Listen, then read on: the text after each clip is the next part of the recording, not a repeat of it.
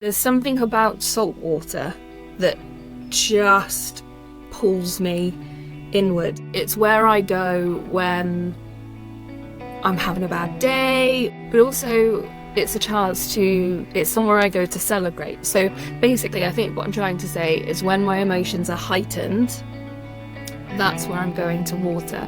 You go to it, you ask to be let in. It's up to you how you receive your time spent in the water.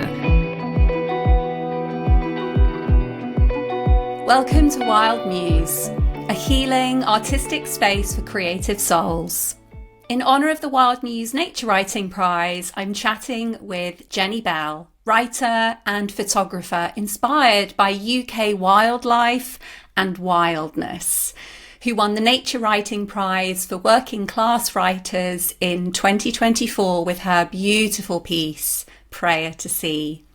We're going to be discussing the writing process, the relationship that we have to nature, and how JENI believes that our home is in the landscape as much as within four walls. JENI, thank you so much for joining me. Oh, thank you so much for having me. It's a pleasure to be here. Just quickly, it was the 2022 writing prize, not the 2024, because I haven't won that yet. I haven't won it at all.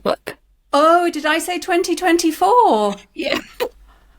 Maybe I'm prophesizing something. Oh, wow, maybe not. Well, thank you for correcting me. I'm obviously living in the future. Yeah. Not necessarily a bad thing. It's all good.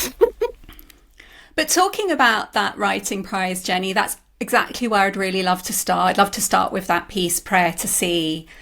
When I first read it, I was struck even by that opening line, because right away I was thinking, okay, this piece has been written the piece has been written in the future tense, hasn't it? Yes, it has been. It was meant to be. This is No, obviously that was an intentional future rather than my unintentional future. But really, that's just the perfect choice for that piece. And so I was so curious. I'd love to know a little bit more about how you came to make that choice to write it in the future tense. That's a really interesting question. And it's not something I've really delved into, is how I wrote that piece, because that piece came in a very different way to any other piece of writing that I've sat down to write. I can remember exactly where I was. There's a little alcove in the house, this very small house, and it just came to me, and I just thought, I have to write this down. And it almost wasn't my voice. What I wanted it to be was an invitation, I think, and it was kind of inspired by some wild swimming that I did up in Northumberland when I was on the residential for I did the MA in nature and travel writing, and we were at Holy Island, and the swimming was a huge part of that. And there's a real fine line when it comes to kind of cold water swimming. That there has to be a level of trust between yourself and the sea, and you also have to know that, oh, actually, hold on, I have to be a bit careful with this. So that's how it came to be written in the future kind of tense, is that it's an open invitation, and you're almost bargaining with the sea to let you in and have an experience, and it will decide how that experience is for you. I'm so thrilled that you said that word, invitation, because that was exactly what I felt. And it really spoke to the relationship that I have with water, and that relationship has really deepened this year. Up until now, I have very much felt that trees have been my teacher, but the water has also stepped in to speak to me and to guide me. So when I read that piece, I thought to myself, here is someone who's really channeling that energy, that water has, because she has so much to teach us. And you describe this very powerful relationship where we can request permission to the sea. Mm-hmm.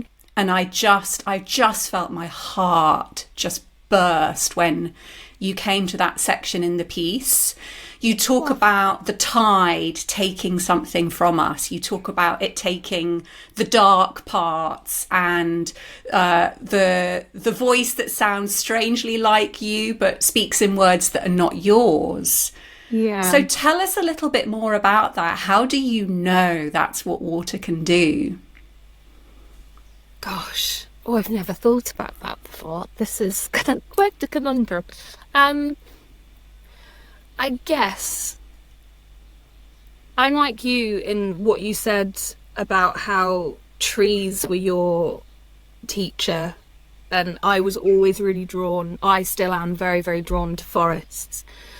But there's something very cleansing. That sounds like cliche because obviously water is cleansing, but there's something about salt water that just pulls me inward, and it's where I go when I'm having a bad day, or if things aren't so great or something's not gone my way, but also it's somewhere I go to celebrate. So basically I think what I'm trying to say is when my emotions are heightened, that's where I'm going to water, and that's where that kind of that not bargaining, but that kind of, you go to it, you ask to be let in, and it's up to you how you receive your time spent in water.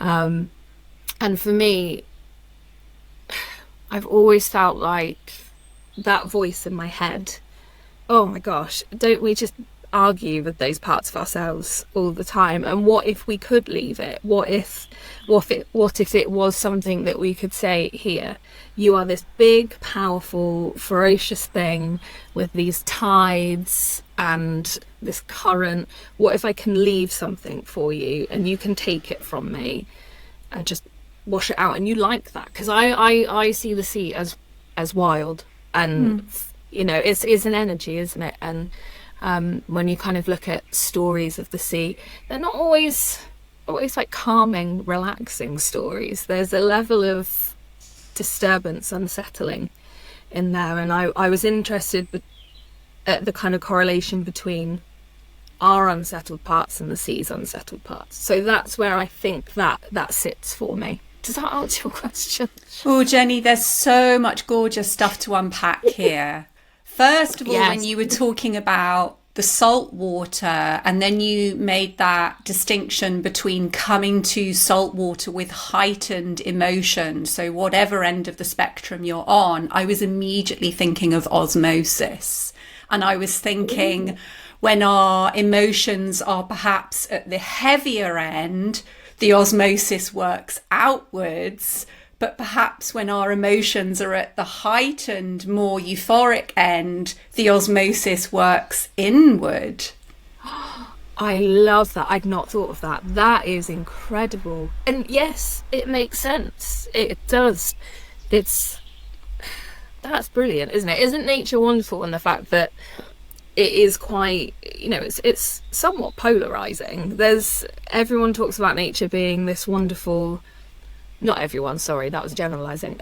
There's this kind of feeling that nature's wonderful and twee and beautiful, but actually there's a really hard part in there and a really gritty part that I think we need to tap into.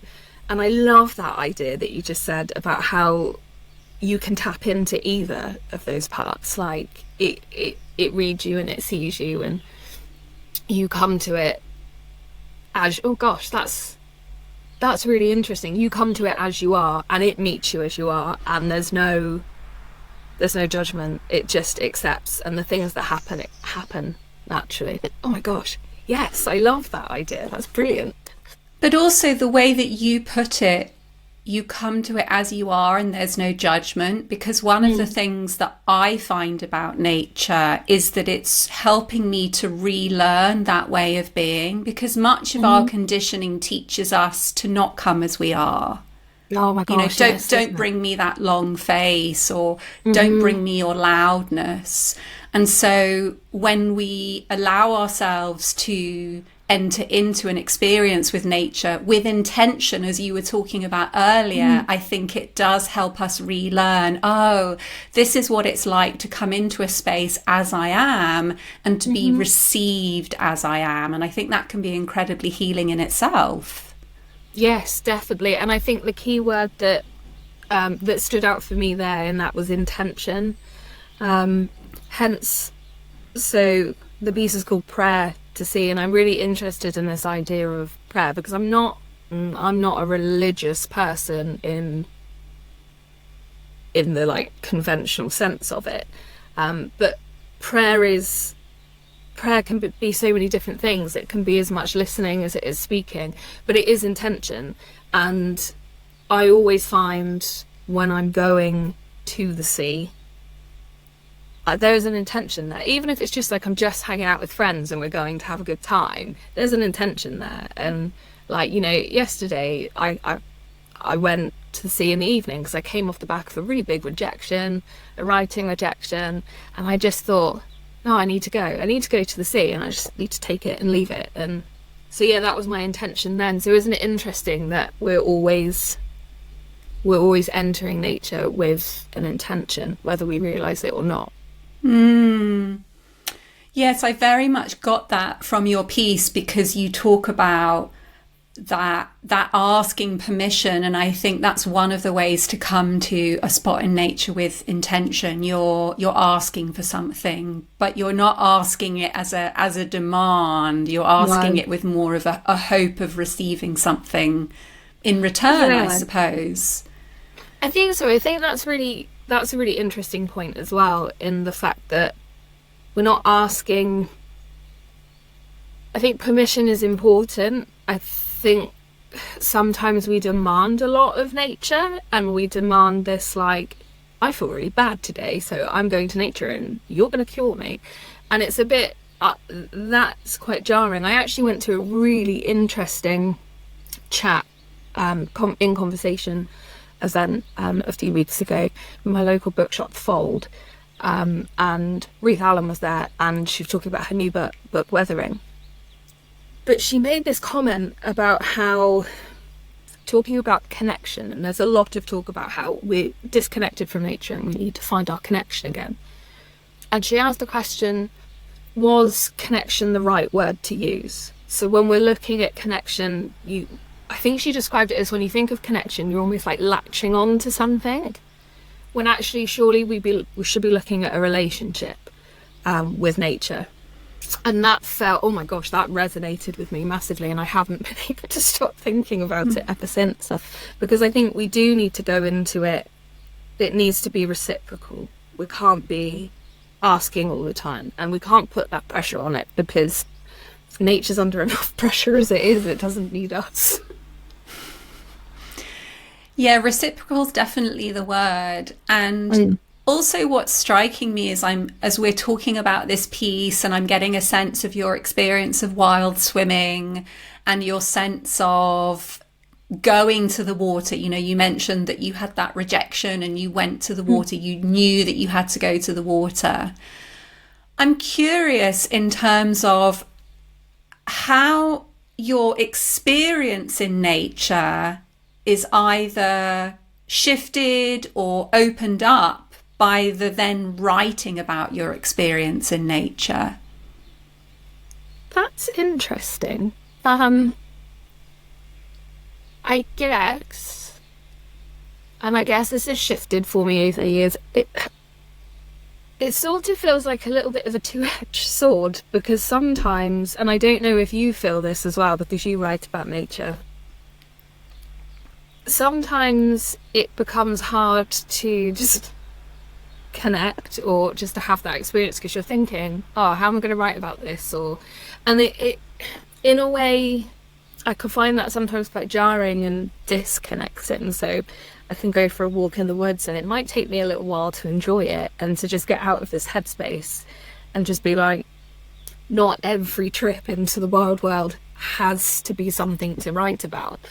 And I think for me, my favourite pieces, or the ones I'm proudest of maybe, are the ones that have come when I wasn't expecting to write anything. I've not gone with a research idea in mind, had an encounter, or something's just happened and it's been sporadic and unexpected. And yeah, and I think in order to really write about something, you really have to experience it. So you almost have to find a way to kind of step back from the writer and just be in nature.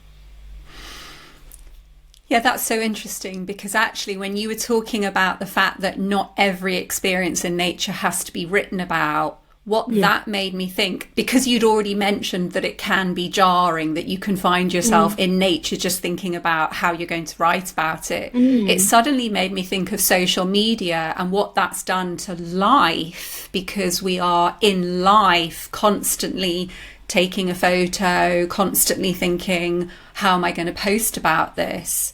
So I think it can be a really beautiful metaphor for both, actually, that we can really get into that trap of, if we're a social media influencer, if we're a nature writer, we can fall into that trap of the thing that at first brought so much interest and inspiration can then feel like just a means to an end, and we're not ever really present with it anymore.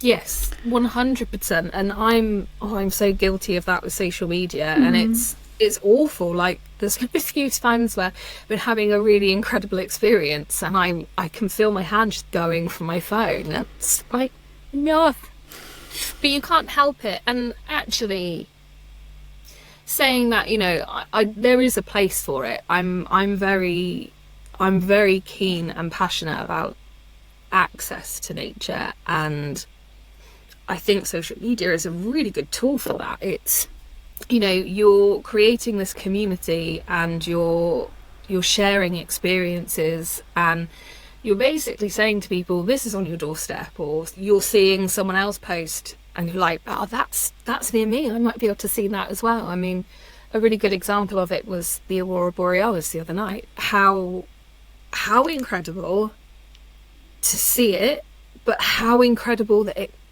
connected so many people and brought so many people together. So we need to, for me, and I can only speak for me, I need to find that balance where I retain experiences for myself, but I'm also able to share them to bring other people in. Yeah, I love that distinction. And also just taking a little bit more time to reflect on this idea of the difference between going into nature with an intention to write about it. And yes, I have something similar. In fact, I walked this morning specifically super early with the intention of just taking one word into nature that I was then going to write about the experience in my Substack post. So I've sort of learnt how to enter in with a very light intention. So in that case, I just took one word to just see, what did it make me notice? How did it colour my experience? And what was it then like to come home and then write about it? But yes, at times I did find myself thinking, oh my God, like I'm not getting any clarity here. You know, what am I going to write about later?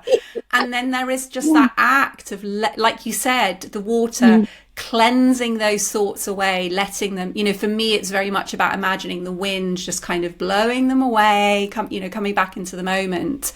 Yeah. But you also talked about actually how for you, some of the pieces that you're reflecting on, you didn't have an intention to write about it at the time when you were in nature. So how, if you think about a piece in particular, how did that come about? At what point did you think, I'm going to write about this experience? Or did you suddenly find it creeping in under your fingertips as you were typing away?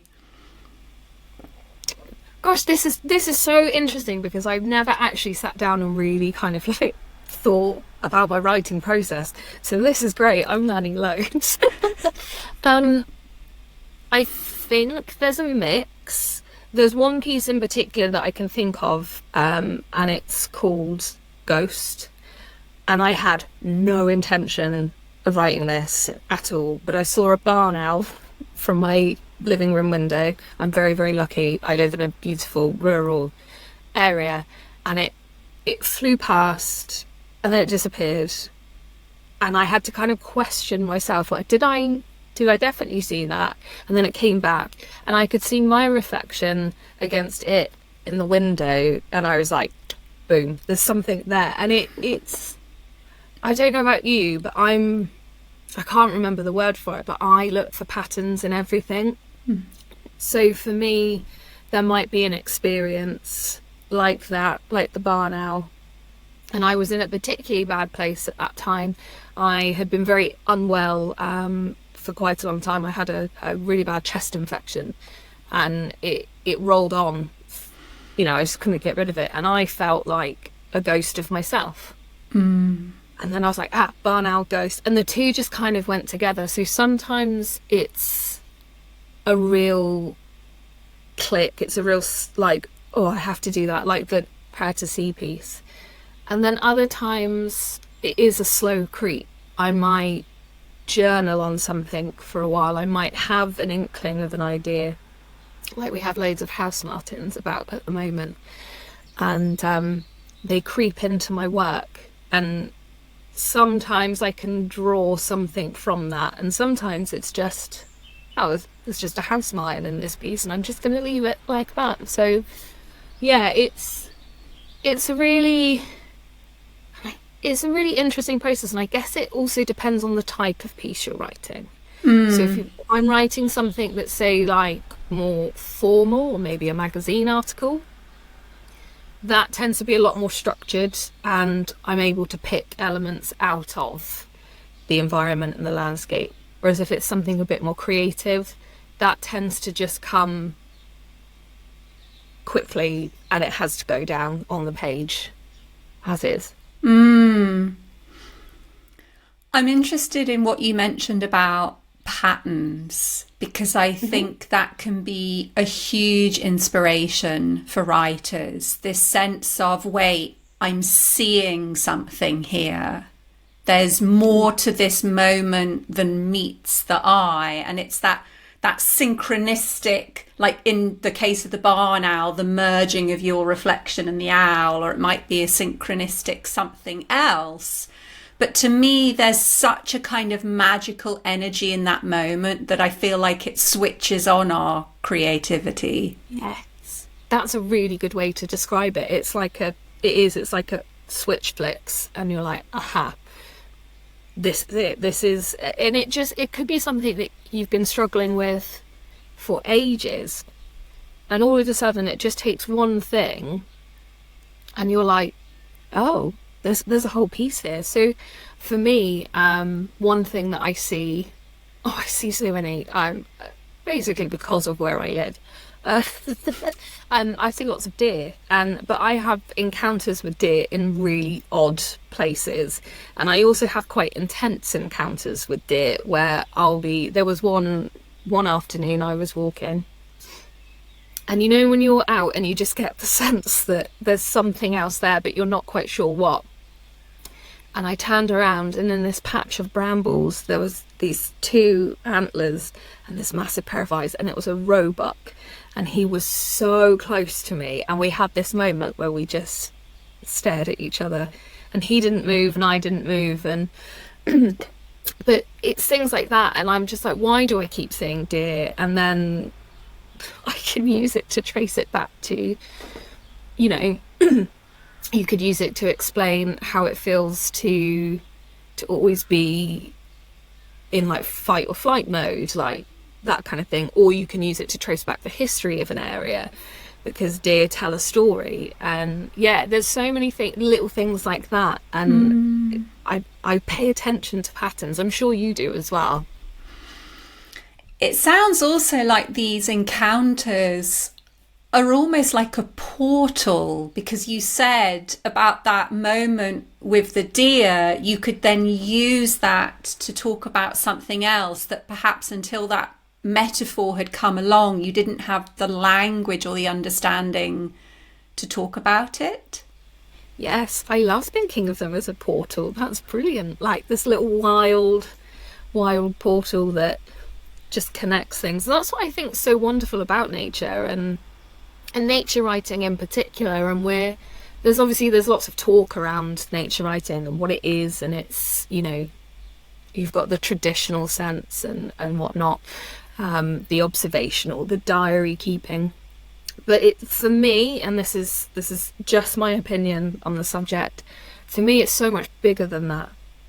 It's storytelling, it's life writing, it's prose, it's poetry, you know, and these portals, which I'm going to call them now, thank you, they open that up for so many possibilities. So whether you want, you know, you might be out walking and, I don't know, you might see a really cool bird, and then you go and you find out more about that bird, and you learn maybe, I don't know, a bit about its folklore or something that it likes, and then you make a connection and you can get a whole story out of that.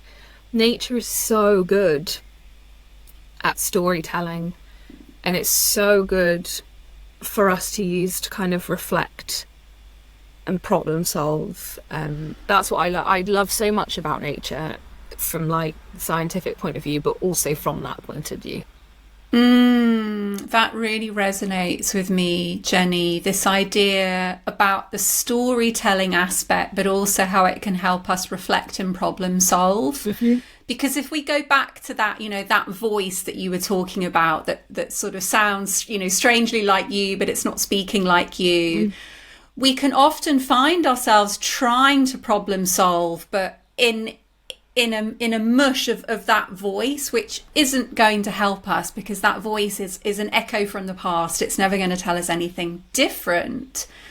But if we do, as you were touching on, if we're looking at the story that nature is telling us, if we're looking at the images that we see, it almost gives us this kind of metaphor, this different interpretation, which if we then layer it onto our current experience and somehow mesh the writing of the two, I often find I reach this real aha moment. Yes, yeah, it's like you said earlier, it's sometimes you stumble upon it and it's like a metaphor you never knew you needed, and you have like real kind of epiphany moments. And I think I frustrate everybody that I walk with, because I'll be walking along and maybe I'll see something and then I'm like, no, I have to stop, and I just have to take a few notes on my phone and be like this and this. And I can do it with I can do it with quite a lot of things. Like I watched there's a kestrel here that's been thinking about making a home for ages and kind of umming and ahhing, and I'm like, oh, can we use that kestrel to talk about home and settling in one place? Or, you know, and the possibilities are endless, and and everyone will interpret it differently. And I think that's really cool. Like, none of us, we can be looking at the same thing and all of us will come up with something slightly different. And how amazing is that? Yeah, I think that's what's so beautiful about it, isn't it? Because you could have, and maybe you experienced this when you were on your MA, you can have 12 people out on a external jaunt and they all come back having been in the same place, but they're all writing about it in a different way. I absolutely adore the phrase, the metaphor that you never knew that you needed. Oh my God, that absolutely sums up so many of my experiences in nature. And I'm sort of realizing that's why it often feels so magical and breathtaking, because it's like, oh my goodness, I didn't realize I was snagged on something, that I was stuck. And you've just literally given me a breath of fresh air again. It's just loosened it up. But then, so I suppose on the other side of that, it's also important to kind of mention that it's totally okay to go out in nature and not experience a metaphor or an epiphany. Like, again, like, I don't know, I think we need to, because otherwise I'm just going to be like, why haven't I had my epiphany yet? But I think we need, again, sometimes sometimes you can just go out into nature and it just is, and it's cool because you've literally just gone for a walk and you've shed some stuff, and you know, the pressures, it takes the pressure off everyone. But I also love how magical it is when you do have those moments and you're like, love it so much. Yeah. Yes, thank you for adding that very important point so that we don't all march into nature with our demands and our expectations. But I'm curious also, have you ever had a moment in nature that you thought was a little bit meh, and then actually in the writing about it at some later date, you realise it gave you exactly what you needed? I'm thinking, because I'm sure there has been. There's probably been quite a few kind of when I've gone for a walk, I've just been like, I've just been for a walk and it's been okay. I suppose I was thinking more, not to sort of plant an answer in your head, but I was thinking more about the way that you were talking about salt water and how the sea, I don't know if these were your exact words, but I got a sense of sometimes the sea can be unforgiving. Sometimes the sea can give you something, but you're like, whoa, that was a bit of a harsh experience. So this sense of being in the moment and thinking, ooh, this wasn't what I was expecting. This wasn't the kind of comforting swim I thought I needed. But then perhaps on later reflection, if you're journaling about it, you think, actually, oh my God, that was what I needed. Yeah, I think so. Actually, okay, so I've got one. It doesn't relate to the sea. Is that okay? It's allowed. It's allowed. It's a bit grim. Is that okay? Okay. Warning viewers, grim story about to be told. It is a bit grim, but it's quite cool. And I'll leave out the details. Basically, I was driving, and I noticed a pied wagtail. I call them polywagtails because my mum called them polywagtails. That's just what they are.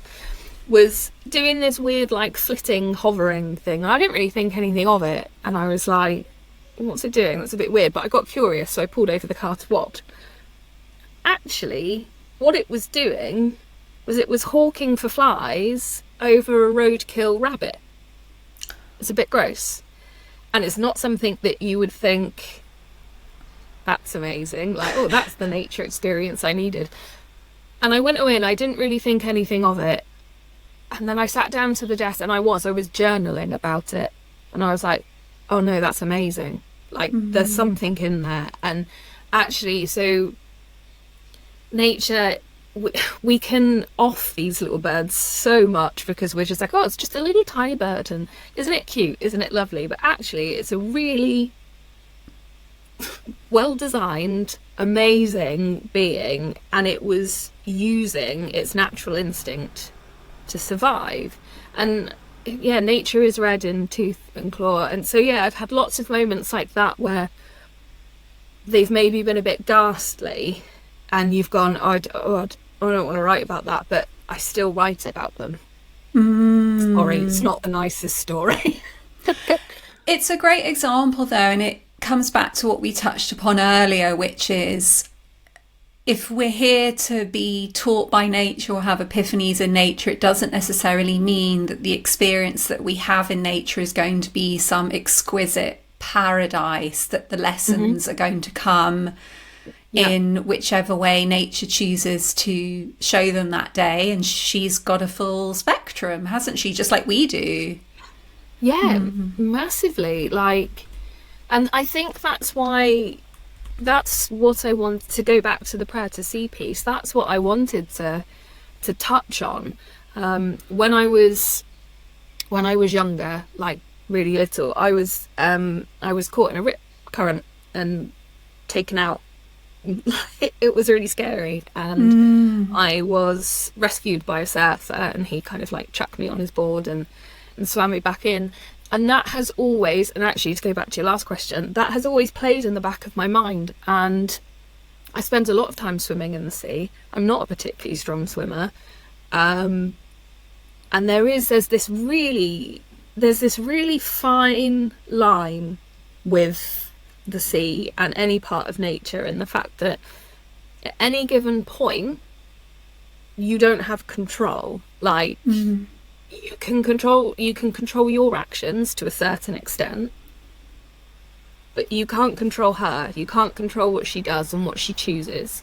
So there has to be an air of caution. And I was also, I guess, when I wrote that piece, thinking of my own state of mind and where I was in terms of, I was, quite low, not that low, but there's this balance, and it's about balance, and it's about trusting yourself and trusting nature. And yeah, I think that's what I wanted to explore in that piece, was that very thin line that runs down the middle of them. I'm curious, because when I hear you talking about nature and the things that you've learned, the experiences that you've had, the synchronicities that you see, the lessons that you take, the metaphors that you didn't know that you were looking for, how has your relationship to nature evolved as a result of your relationship to writing? I.e., how has becoming a writer who writes about nature changed, shifted, developed your relationship with nature? Or were the two always there from the very start? They were always there from the start, but they were separate. I think that's the best way to describe that. When I was younger, I wanted to be a writer, and then I left writing and I didn't pick it up again for 20 odd years. And I've always loved nature, and I've always been interested. And then again, I sort of left that and deviated. The way I experienced nature was different. And then when I put the two together, I was like, oh God, where are my thoughts?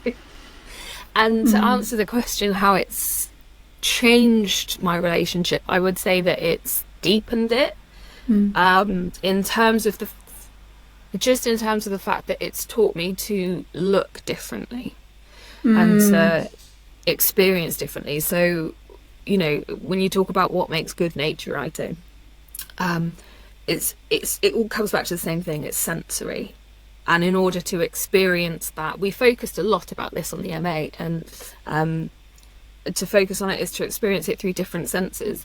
But there's also, I feel like, to know something, you have to peel back the layers on it, and nature is so layered. So it's layered with obviously wildlife and flora and fauna, but it's layered with history and folklore and cultural heritage. So I think that's what it's done. That's the two together have deepened my love for both of them. And I really understand what you mean about the moment that you put them together and you had a kind of, how has this not occurred to me before? It's interesting, isn't it? It is. I remember I got back into writing because I got back into reading. And I remember working my way through the nature writing table at a bookshop and just being like, oh, hold on, you can do the two together. Like, that's different. I didn't know it was a thing. And then it just made sense that actually, hold on, I can put these two together. And when I first started writing about nature, it was in that very traditional format. It was, observational. And then that was the amazing thing about the MA, is it kind of taught me to expand my boundaries. And I started to see nature writing in different places, and how I could attune it into things that I was interested in. That's so classic, this idea that until you see it being modelled, there isn't the understanding of, oh, I can do this. And I think that's why it's so important in the area of creativity that we are given a chance to see people doing what it is we sort of feel but can't yet identify within ourselves. Yes, I think so. I'd love to just spend the last part of this conversation, Jenny, just chatting about what I mentioned in the introduction, this idea of where home is, because obviously I'm hearing that you are living in a house, but I know that you've also spent some time living in a camper van and, really that taught you about those simple ways of living and new ways to connect with nature. And that's something that I'm exploring myself. I feel more and more called to buy less, to do less, to be less. And I feel that that is nature's wisdom through and through. So share a little bit about that experience. What took you to the camper van? What was it like to really come to that simple way of life? What did it give you? Oh my gosh, it gave so much. It's quite impactful in the fact that it never really leaves you. You pick up, I mean, I didn't spend a huge portion of time living in the van. I think at that time I'd lived in the van with my partner and my very neurotic Jack Russell, Millie. I'd lived in the van for about 4 years. My other half has lived in vans and whatnot for a lot longer. And I got into it because I met Bill, my partner. I'd always wanted a camper van. I always joked when I first passed my driving test, it was going to be the first thing I bought, but I was a barmaid at the time. I wasn't earning enough money to buy a camper van, and I didn't have the practical. So this is another thing. I didn't have the practicality to upkeep it, because if something goes wrong, it can be a bit scary. And I'm very privileged in the fact that my other half is a mechanic, which works pretty well.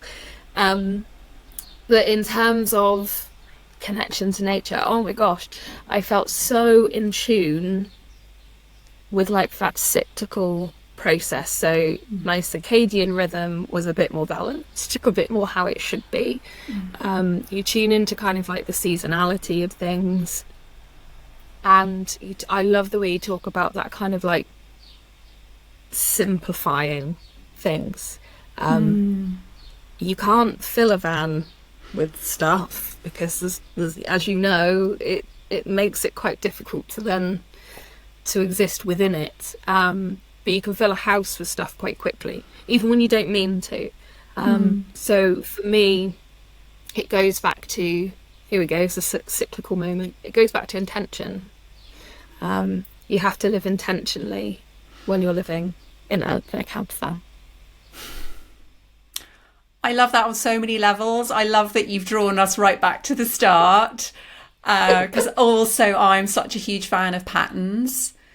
But that word, yes, when I'm thinking about my van time, it's suffused with intention, because it's the intention of when I'm going to take a trip. It's the intention of where I'm going to go, and then thinking about the kinds of experiences that I'm going to have. So yes, van life has brought certainly simplicity, but it has brought that beautiful intentionality into my life as well. Real ritual, actually.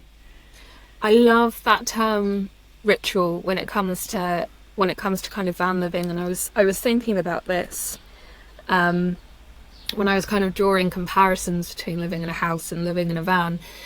And I miss cooking in a van. Sometimes I will still go and cook in the van on the driveway, because we still have it, not getting rid of that.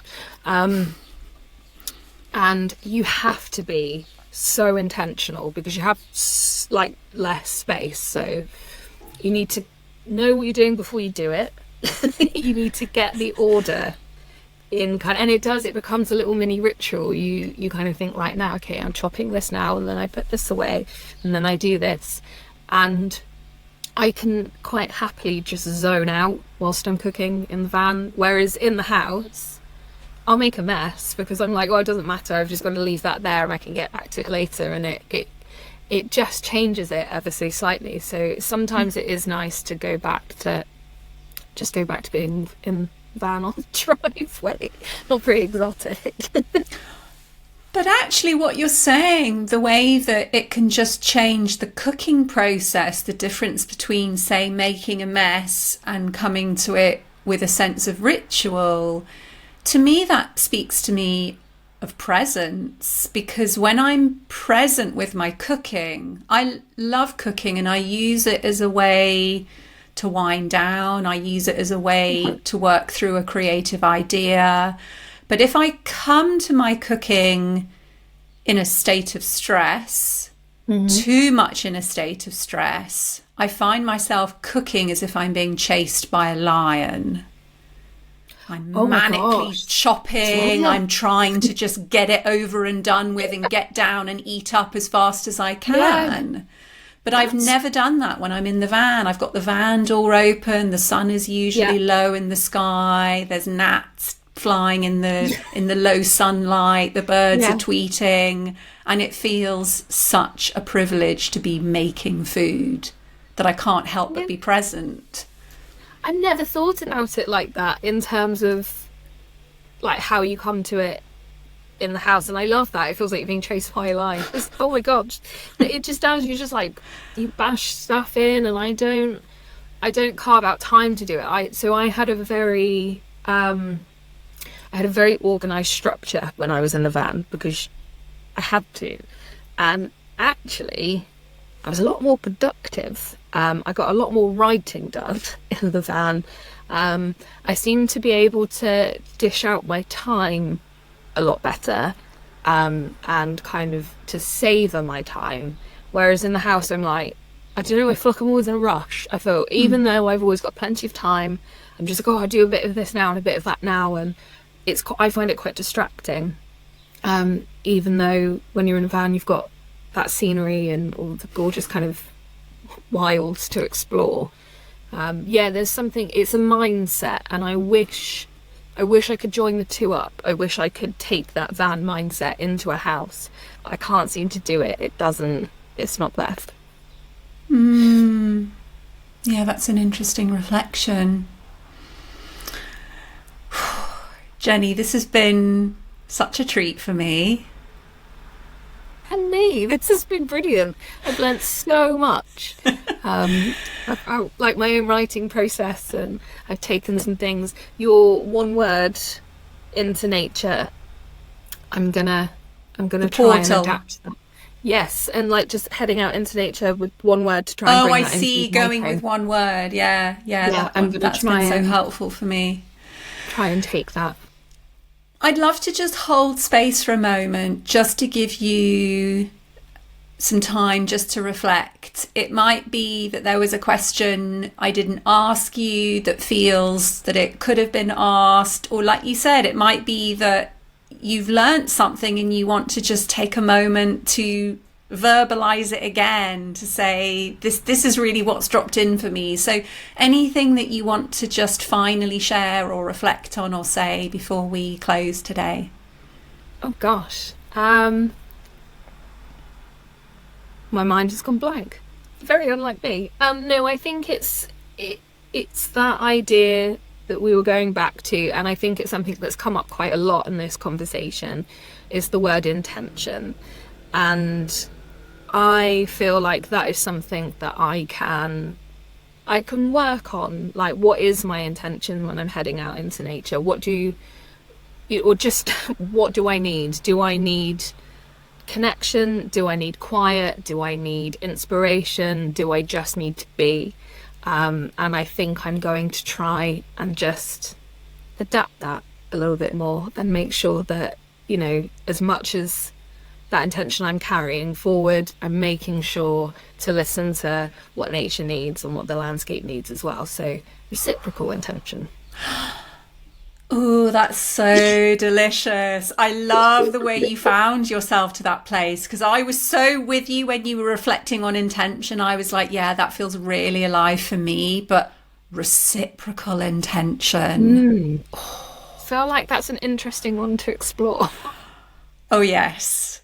I would love to spend some time mulling that one over too, and seeing where you take that beautiful combination of words. Might be a journaling prompt for later, I think. Yeah, do share anything that arises from that. Keep me in the loop with your reciprocal intention. I will keep you in the loop, definitely. JENI, thank you so much. Thank you for being here with me today. Thank you for having me. I've had the best time.